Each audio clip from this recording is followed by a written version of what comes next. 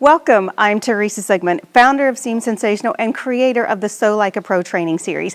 Today we are filming on location at DanceFit Oregon at its Beaverton Ballroom location. I have with me Pat. She is wearing a dress that has an awesome history. Pat and I have worked together for quite a while now. We're not even going to talk about the years, but this dress was her wedding gown.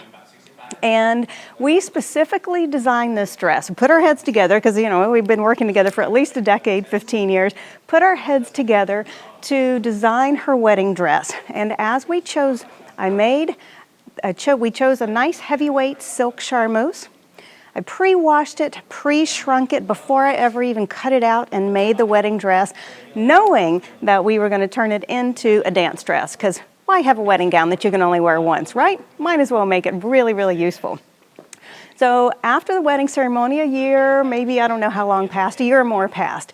And then she was like, okay, let's turn this into an American gown. She's already got a standard gown, so this one's a dedicated American gown.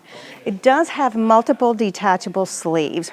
Now, you'll notice that this is no longer white. We did have it custom dyed. Iris Color Studio does a great job. I've given you the link for her studio, her color studio. It's down below the video.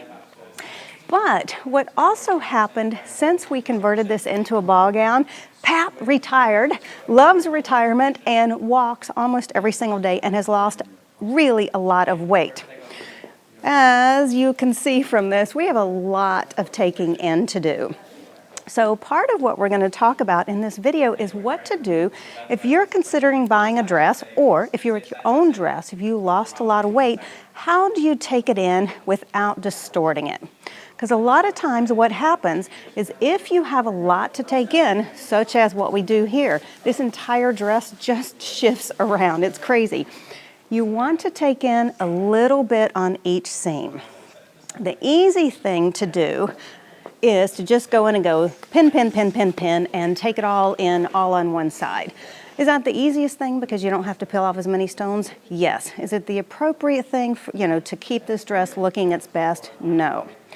So what I'm going to do on Pat, and I will of course give you close-ups on this, is I'm going to go in and pin in some all the way down this side seam.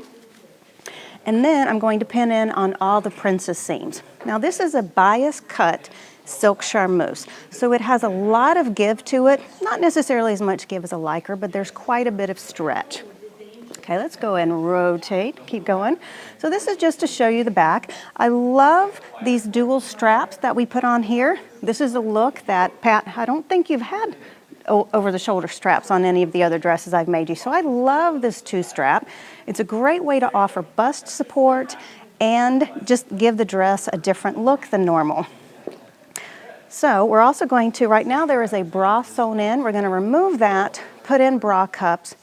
Then once the alterations are done, we're also going to go ahead and shorten the skirt because she has lost so much weight, the dress just hangs down and it's kind of hazardous length.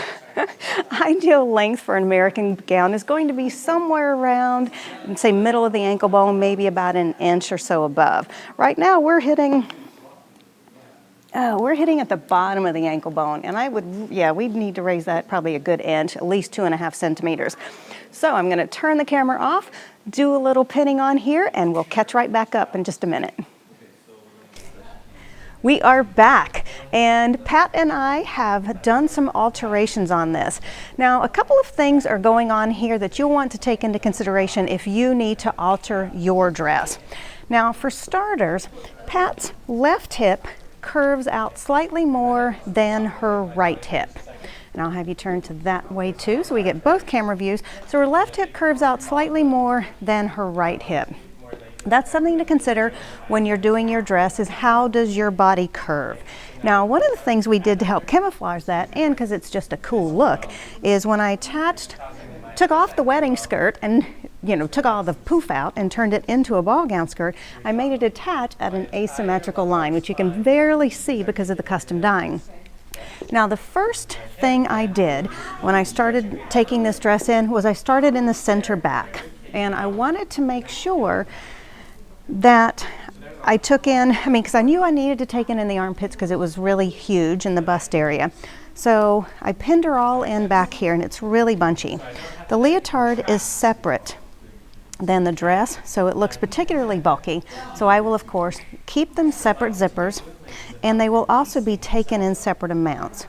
You'll notice how this bias cut charmeuse is wanting to do this little buckle. That's one of the things, if you're dealing with a bias cut dress, which most likely you are not, that you'll have to deal with this. I do have a zipper program, which is an awesome little program telling you how to put, how to deal with issues like this.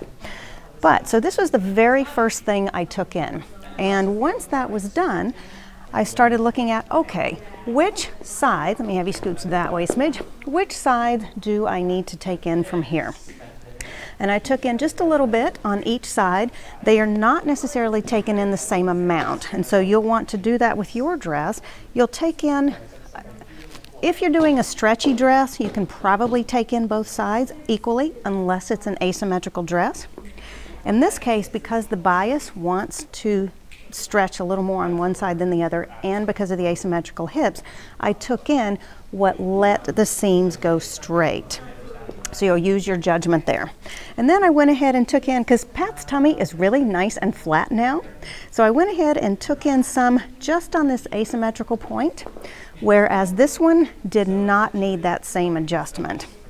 Now we're going to do a little work on this, and I'll come in, make these changes, see if I need to reshift the zipper. Of course, there's about 4 bazillion stones that need to come off now. Then once all of this is done, go ahead and keep rotating. Then we'll go in, trim the skirt, finish up all the alterations. Now Pat has 2 really fun sleeve sets that go with this dress. And sometimes she'll wear one set for daytime and one set for her evening competition, which is so fun. So when you're making yourself a dress, by all means consider giving yourself something economical and versatile.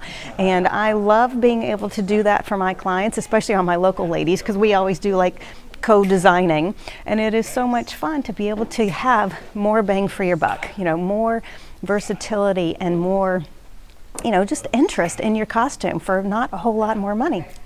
So that is it. These are some major alterations if you are considering buying a used dress, altering one of your own, or just getting an off-the-rack dress. This will give you some really great ways, like hardcore sewing tips on how to make that dress fit your body shape and size. So there you go. That is it for today's training. If you enjoyed this, tell a friend, tell all your dancing, skating friends, and go to seamsensational.com and sign up for the blog. I will see you again another time. Thanks so much.